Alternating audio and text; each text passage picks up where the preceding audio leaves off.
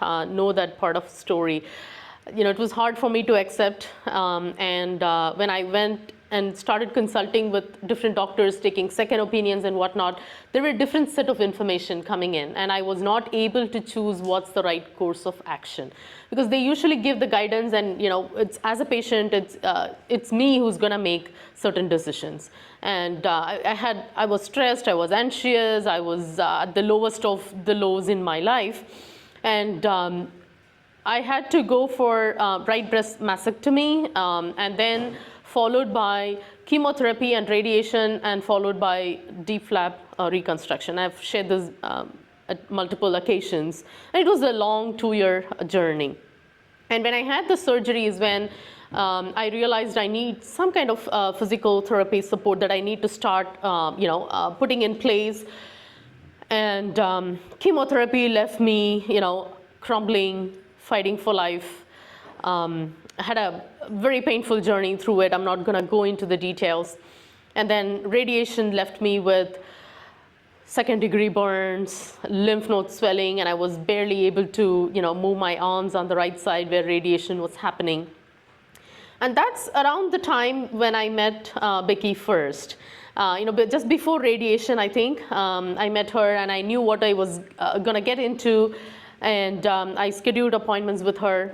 And then when radiation happened, it was definitely better than chemotherapy, but still, I had to deal with these burns and the lymph swellings and whatnot. They had to remove 3 nodes from my right side of my breast. So it had its own side effects as well. So I started working with Becky. The first thing is that I noticed out of her is she's very empathetic. She was able to connect me at the level where I was, which not many people can do, right? We are going through so many things. Even doctors, we don't meet people who can meet at the same level that we are. So she was, one of the very few people that I met from the medical team who was able to connect with me, understand, and she would let me cry. She would let me talk about my pain, my joys, my sorrows, and everything. And then she gave me a plan. And when I started my deep flap reconstruction surgery, that was a year-long surgery. The first surgery left me in bed for nearly 2 months. And then when I started walking, I had so many restrictions in place where I could not lift heavy weights, I could not do certain things, and my movement of the right arm was very, very restricted. So I was at this phase where, I'm a young mom. At the time I was barely 40, going through all of this. I have 2 kids. I have so much ahead of me, right? And I can't be depending on others, nor can I just shut down and, say everything is done. I cannot do anything more. So I needed that boost of confidence back within me, and Becky played a very vital role. So she started with simple massages, the lymphedema massages that I had to go through as a cancer patient, simple exercises. She walked me through lifting small weights, small stretches, and then slowly we built, additional exercises and whatnot. Now I go to a gym and I do strength training, right? Like pretty much a normal person would do. I don't see any barriers for me. And that's sometimes more than a normal person. True. When I started, I questioned myself, and I had a lot of self-doubts, but she used to give me a lot of confidence. And then she kept telling, once you do this, I'm pretty sure, Abhi, you won't be able to stop it. And you will fall in love with that phase of you. And that is exactly true. And the best part is what she gave is simple, practical, nothing fancy. Even when I was coming from this place where I was in my lows to lows, if I can do it, people who are doing, going around and doing normal, going around doing things can easily follow as well. So that's when, Ramya and I had a chat, and then we decided that, it would be nice to bring some of these people in and share this with the communities. One, because the number of breast cancer incidents are on the rise, especially among young women. And then we have also noticed generally, people need to take care of themselves, physical and mental health, which can lead to a lot of diseases which we don't pay attention to. Diseases don't manifest magically, right? There is a correlation in terms of how our lifestyle is, what we eat, what kind of emotional baggage we carry, whether we exercise or not. So we need to understand that connection, the balance. And this session is focused on menopause. Before I let Becky talk about it, the cancer that I had is hormone-driven cancer. So there are a few different types of cancers. Some are hormone-driven, some are not hormone-driven. The blessing in a disguise is when there is a hormone-driven cancer, the treatment options are somewhat better. If the cancer has receptors to certain hormones, the estrogen, progesterone receptors, the way that they can treat is slightly better than when it is not. And there is also this important connection between the hormones that are in our body to our lifestyle, the stress or the emotional baggage, and the food and everything. So we need to be more aware of what we are eating. They have direct connection, right? Some of them are good, some of them are not. So you want to be very careful in terms of what you're eating, what can actually help you in good hormones versus the bad. So keep that in mind, because earlier in those days, people would get diseases like breast cancer when they're going through menopause. That's the time when we would see a lot of incidents. Mm-hmm. And that's what my oncologist was also coaching. Typically when that shift happens, right, when all these feminine parts begin to slowly wind down, that's when we would see a lot of incidents of breast cancer. But that's not the case anymore, which means our body is producing more hormones than what it's needed to fuel these cancer cells, I believe. Of course, there's a lot of research happening. There are a lot of materials. I'm not a doctor. I'm just sharing my insights into this. So there is a strong connection between the hormones and the diseases as well, which is why very important that we take a look at the biology and what we can do, what's in our control and what's not. So with that, I'll let Becky take over. Thank I you. really, really thank you. You love flowers. It's true. That's not. Thank you. Oh, small gesture. Thank you. It's so pretty. It's so pretty. I'm going to keep it alive forever. Thank you. Thank you. Two more things to add on to what Abhi said from Abhi's conversation, right? Like she stressed it out enough, like it's not just hereditary. I always thought like cancer is hereditary, and she broke that myth also. It's not hereditary. And again, like menopause, it doesn't start like when you are 50. You might not even know for me, like it starts. They said like I'm doing menopause at 40, but it might not end for like 10 more years or whatever, right? So it doesn't, the age is not a thing right now actually.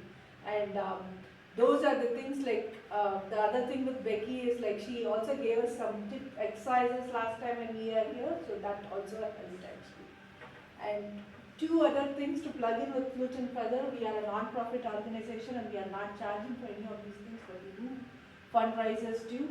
There is a 5K run on September 6th.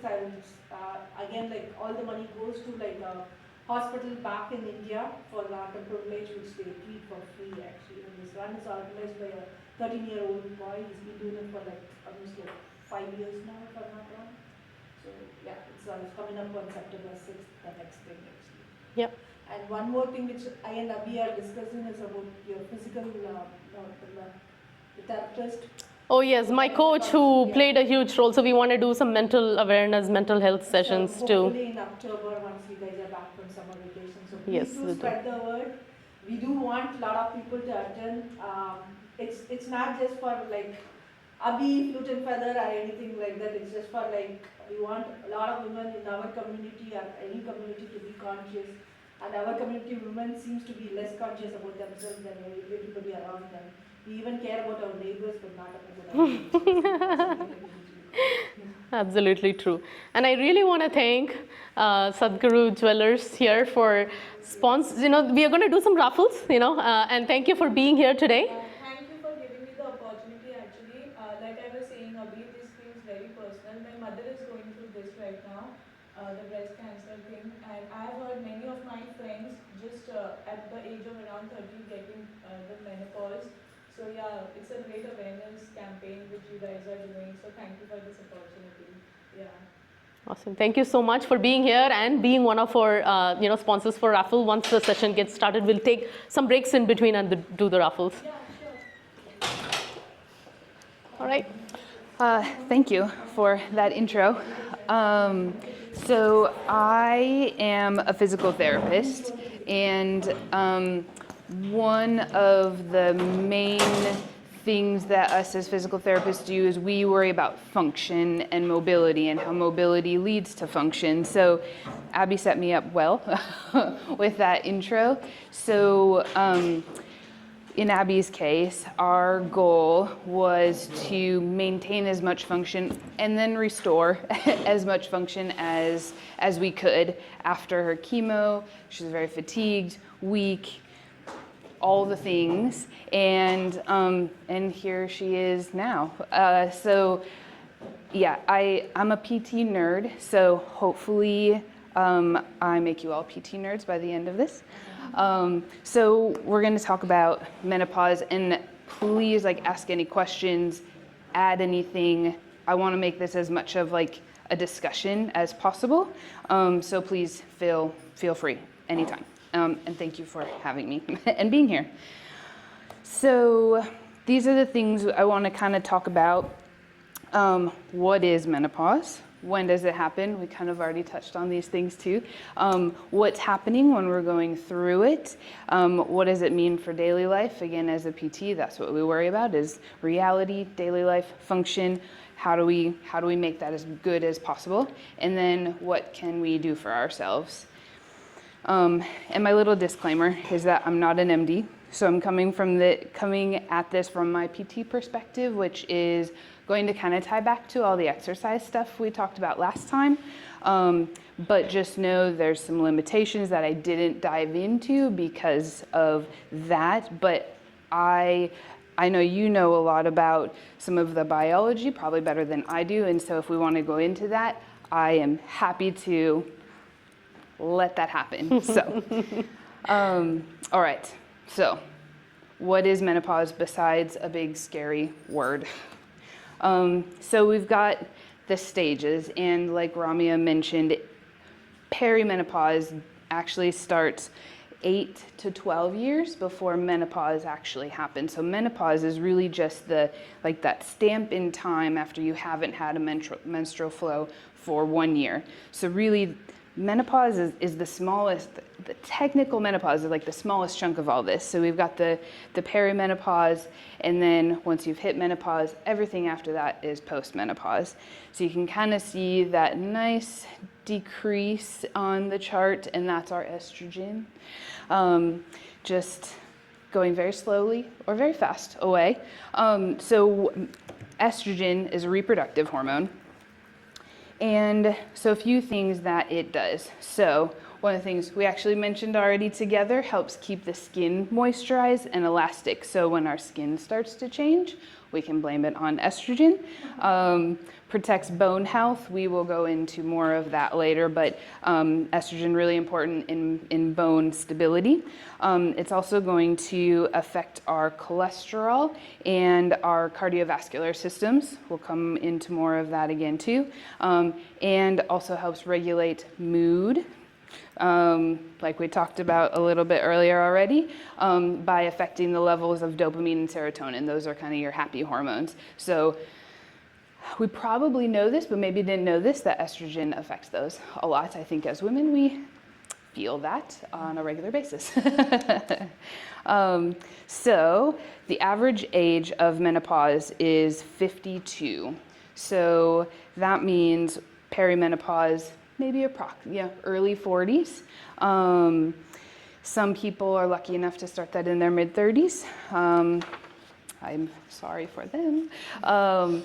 So 8 to 10 years, gradually producing less estrogen like we saw on the chart. And perimenopause is when you'll start to notice the beginning of those symptoms, the subtle symptoms that will come in postmenopause. But the biggest thing is kind of the irregular menstrual flows. That is kind of your giveaway that perimenopause is happening.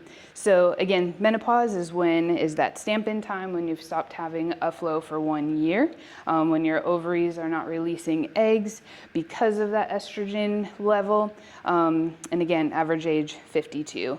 So then postmenopause again is everything after that. And we stay in that for the rest of life. So for some people, and we'll go into this a little more in a few slides.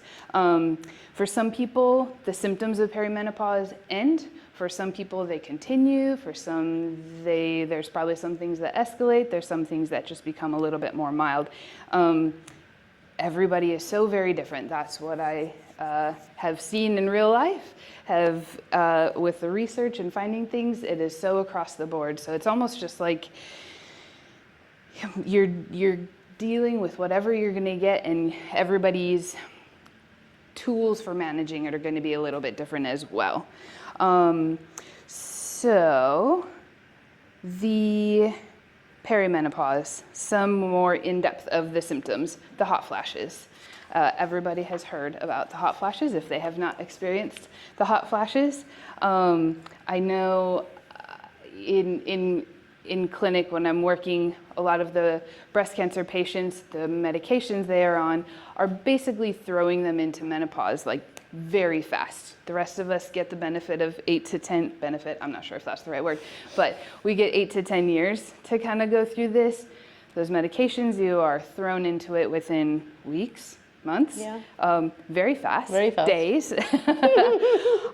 So I can't count the number of women that carry a fan, a little battery operated fan, or even the ones around their neck. I shouldn't laugh, but it is a little funny when we really like take a step back. A couple of patients, they're wearing their post-chemo wigs, and they apologize. I'm sorry, I have to take off my wig. I'm just too hot. So wigs get thrown to the table, layers of clothes, like they just come on like that. And as I was kind of learning about all this, I didn't understand why that happened, but apparently the estrogen controls your vasomotor system. So when you're having a hot flash, you're getting this vasodilation. So all your blood is really flowing very strongly, comes to the surface. That's why you get flushed, why you get hot, sweating. There's some medications that are coming out that are meant to help with the hot flashes. It sounds like for some people they're more helpful than others, but it sounds like they're out there. So however that works for everybody, I don't know. That one's kind of a confusing one, and it sounds just very hit and miss, but it is there. Weight gain, and I put on here some of the hot flash triggers, which you look at and that would make anybody warm. So now you're just elevating the response. But also, I think there doesn't have to be a trigger. It might just be, your body said, oh, it's exactly this time. Turn on the furnace, it's time. So, fun. Weight gain tends to happen during perimenopause. As we're getting closer to menopause, it tends to be more like abdominal weight gain because of the reduced estrogen and more balance with the testosterone. So your body is saying, oh, we don't need the fat tissue in these certain areas anymore because you're not going to be having babies again. We don't have to worry about adipose and protection in those areas. There is sleep changes, if we can totally blame it on perimenopause or just being a woman. But there's, kind of this vicious cycle of the hot flashes. So you're not sleeping well, life, stress, so you're not sleeping well. But you're also, energy changes, we were kind of talking about that, the energy changes. So eating correctly, exercising correctly, less motivation, less energy for that. So again, you're not sleeping well, so you're just like stuck in this pattern, which is probably a familiar pattern regardless of perimenopause or not. But I think this probably just dials it up. And then the irregular periods, like we talked about, where it's just less consistent, shorter, longer. Maybe it's 1 day long, maybe it's 4 weeks long, maybe it's light, maybe it's anything goes. It sounds like. So then we've passed that 1 day where you have not had a period for a year, and then postmenopause. So this is kind of the big, we're in this for longer. hopefully. So this is kind of the big chunk of things. And it's the symptoms, the things that are changing are really similar to perimenopause, but now we're having the effects of these things have been going on for a while. So now it's kind of a chronic change in our body, and we're feeling and noticing those effects. So we'll kind of start from the top here. So the decreased bone density osteoporosis, because like we talked about, estrogen helps to build bone back up, but also prevent the bone loss. Losing that estrogen helps both of those things happen in opposite. So we're losing bone density, but we're also not as easy to be able to build that bone density back up. Before we lose estrogen, we can do exercise, we can do certain things that are more likely to make our bones more stable. It's just more of an uphill battle after the estrogen is reduced. And kind of combining that with, I'm gonna skip a level here and go to the decreased muscle mass. So muscle use, putting strain on bones, is what creates the reaction of our bones to build back up. So now if we're starting to lose muscle mass, that makes it harder to get that stress response on our bones to stimulate the bone regrowth. So again, we're kind of at this impasse, like everything is harder. We're gonna have like positive talk at the end of this. I should have started with that. So there's hopefully light at the end of the tunnel. But thinking about the muscle mass, so things that we can do about it. So now we have a little glimmer of positivity. There are things that help increase muscle mass and increase bone density. We just have to work a little bit harder for it. But things like strength training, weight training, impact weight-bearing exercise, walking, hiking, Zumba, strength training with weights, all of those types of things. Anything where our bones take a direct weight impact higher than just our body weight, those things are going to help stimulate bone growth and muscle mass. So win-win. So then going back to cardiovascular disease, going backwards a little bit. So cardiovascular disease and menopause, the biggest part is that our cholesterol is allowed to be increased without the estrogen, which increases blood pressure most directly, but also has other effects that we won't go totally down that route. But just know that we have to keep closer track of our cholesterol and blood pressure once we get into postmenopause, and things like aerobic exercise, maybe medications, nutrition, diet, those things are helpful. So there are things that we can do to help out. So yay for that. Next, we've got genitourinary system changes, things like urinary urgency or incontinence. More frequent UTIs is one of the symptoms. Pain during intercourse, or just pelvic pain in general, not uncommon.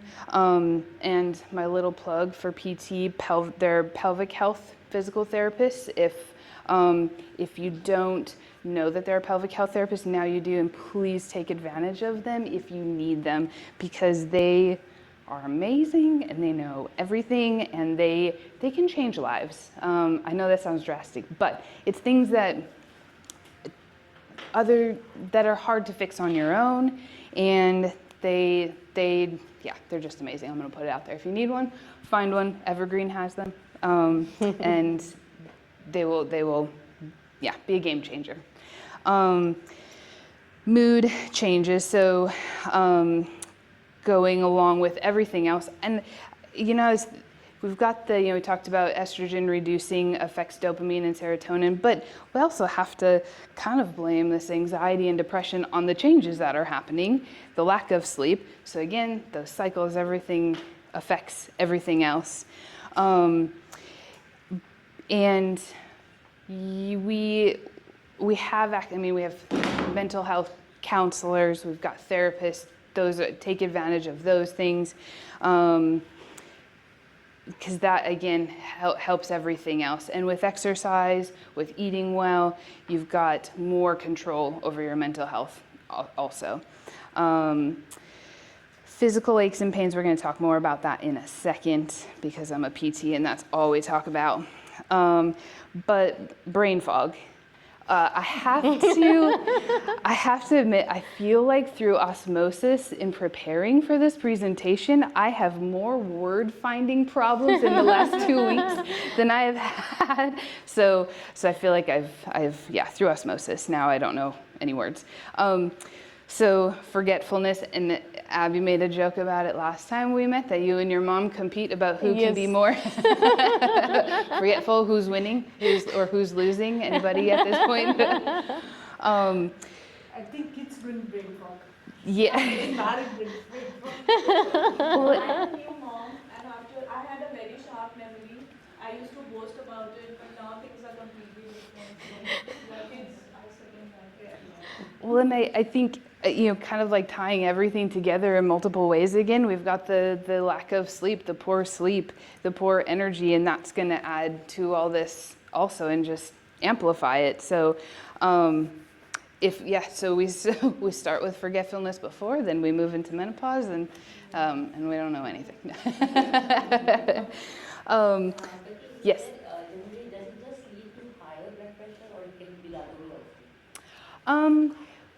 If the cholesterol is high, that's going to lead to higher blood pressure. Or can it lead to lower blood pressure? I would guess so as well. I don't know that for sure. But that would make sense that it could go either way, just depending on the person. And thinking about, like we talked about with the hot flashes, there's a vasodilation. So vasodilation is going to decrease your blood pressure. So yeah, good question. I have a question. Yeah. So, at the beginning of your presentation, you said like the menopause happens with the lower estrogen, and now that we have all the supplements for estrogen, so does that even help navigate some of these symptoms at all, or? I'll be honest, I didn't dive down that path because it was scary and confusing.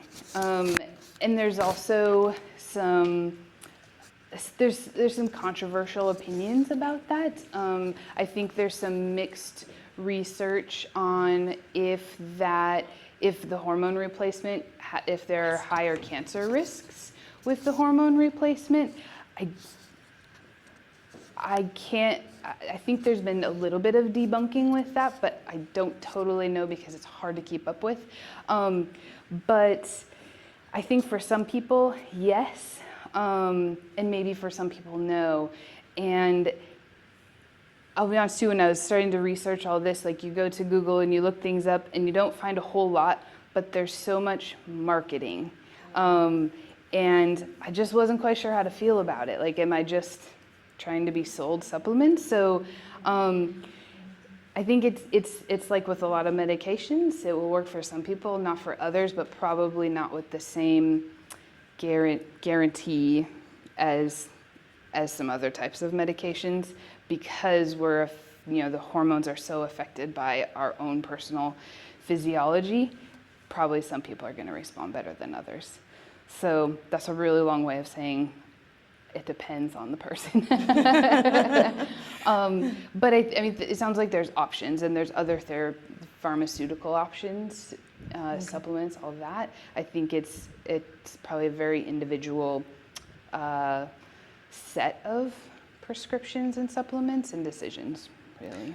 I do have another question. Yeah. So you said that the menopause, the post-menopause, you see a decreased bone density and osteoporosis. And you also said that, exercise is one way of, building back up. So my question is, like, if there is a risk of bone density being challenged, then won't the exercise be a pressure on your bone? And is that not, won't it lead to fractures? And I am very glad you asked that question, because I wouldn't have thought of it that way. So I'm really glad you asked. So potentially, but you would have to be so far down the osteoporosis route to have your bones brittle enough to break under that sort of stress. Think about daily life, like the amount. So a gallon of milk is 8 pounds. So if you're doing weights with less than 8 pounds, that's less stress on your bones than life. Think too, like our leg bones is carrying our whole body weight, so they can take a lot. So it would take something super awkward, weird. Again, it can happen. Yes, you'd have to be very far down. So, making sure you're keeping track of bone density with the doctor, like doing DEXA scan is one way of keeping track.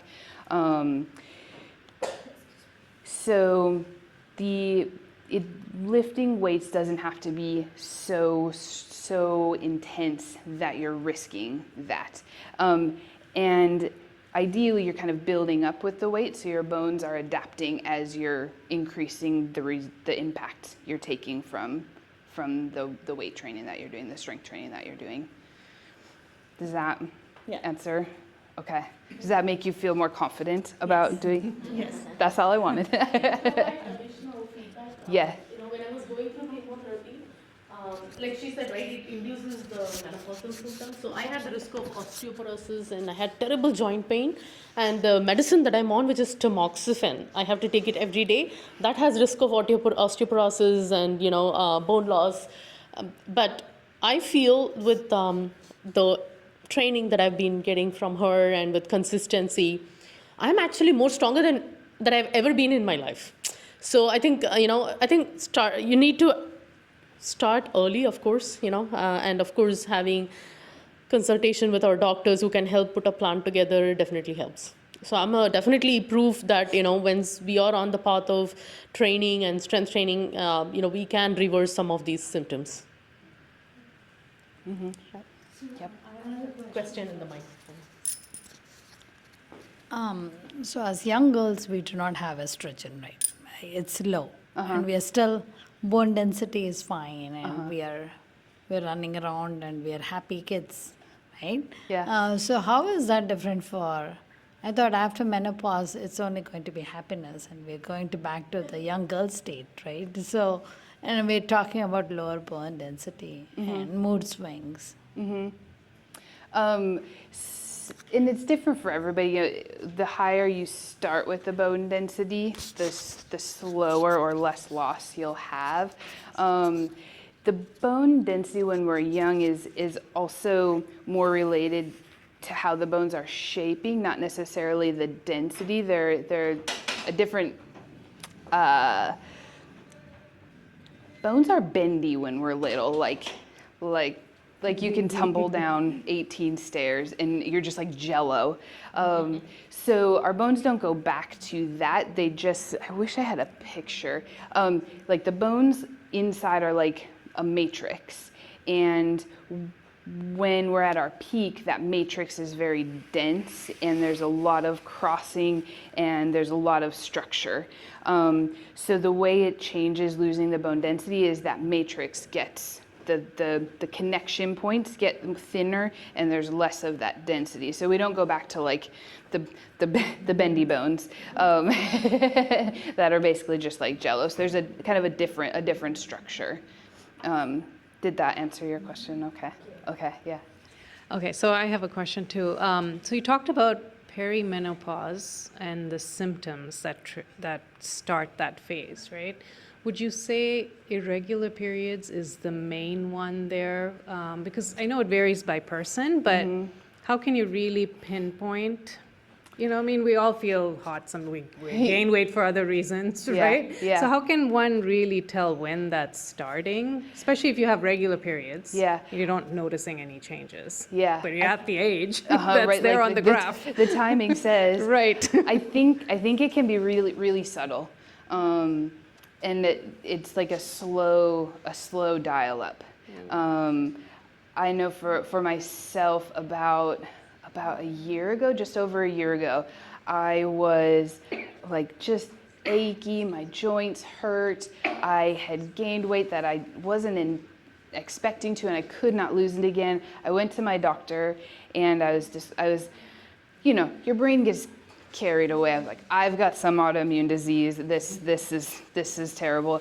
And I went in, and even my doctor's a little bit older than me, and there was a nurse or a medical assistant, and they both were basically like sympathetically looking at me like, I think we have to talk about what's happening.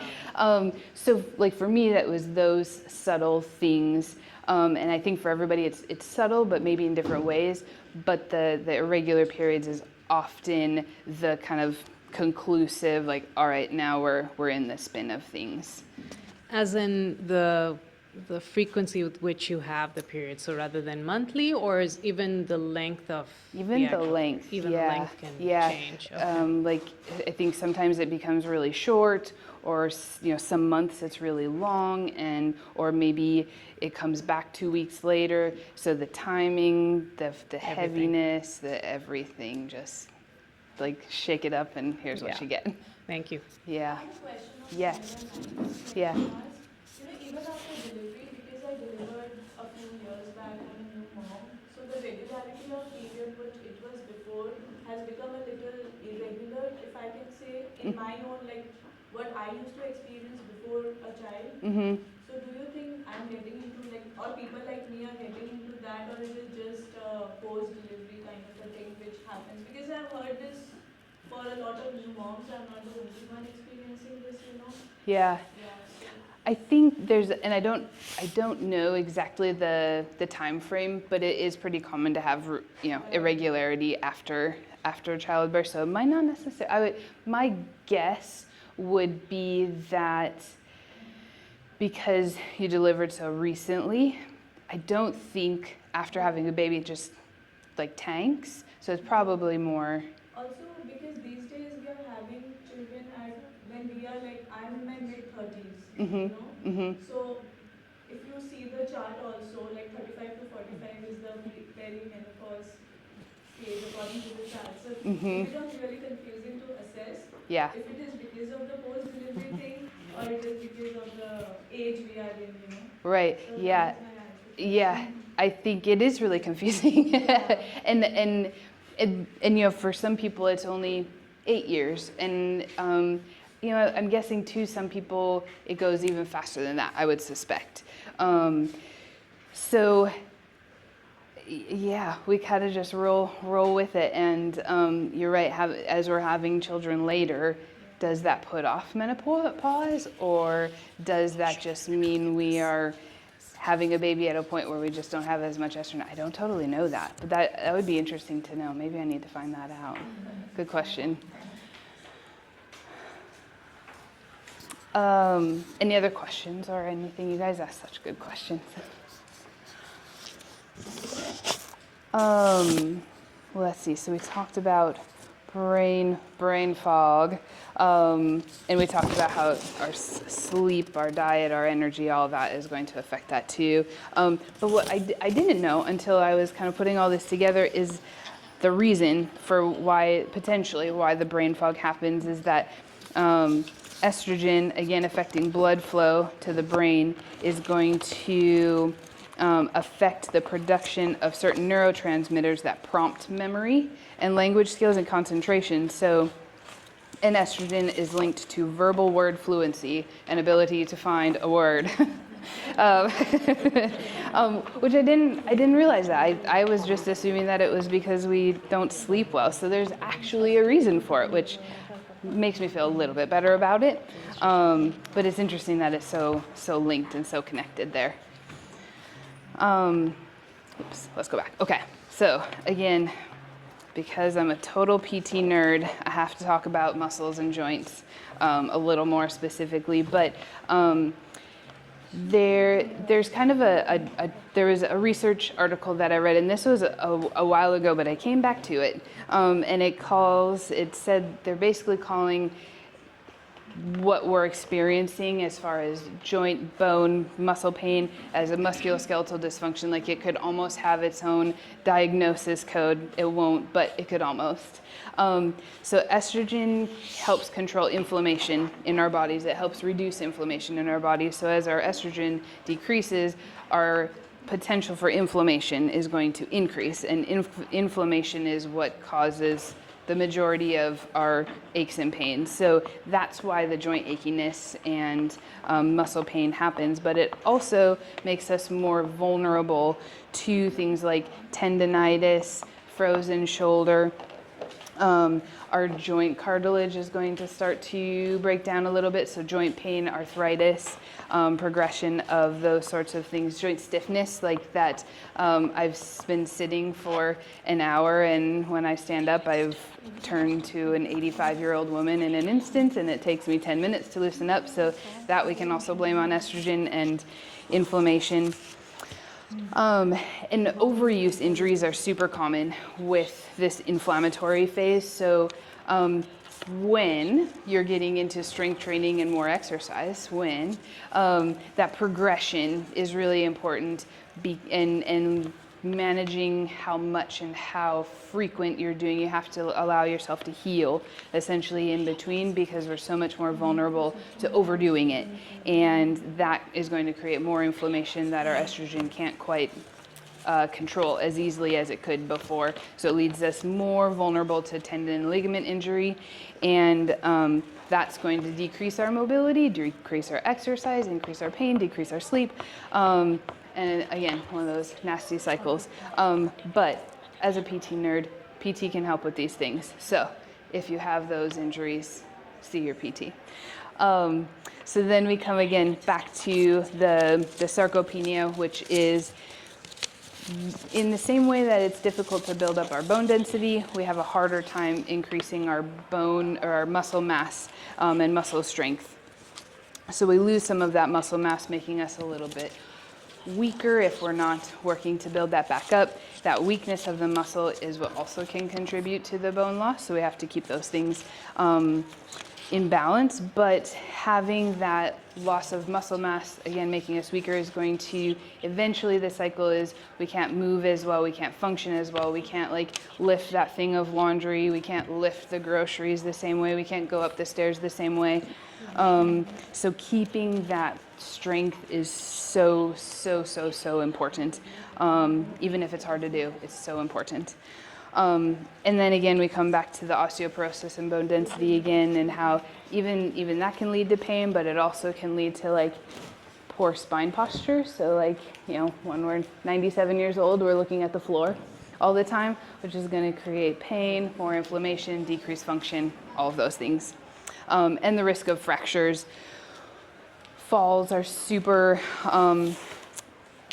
important to avoid when our bone density is not as high.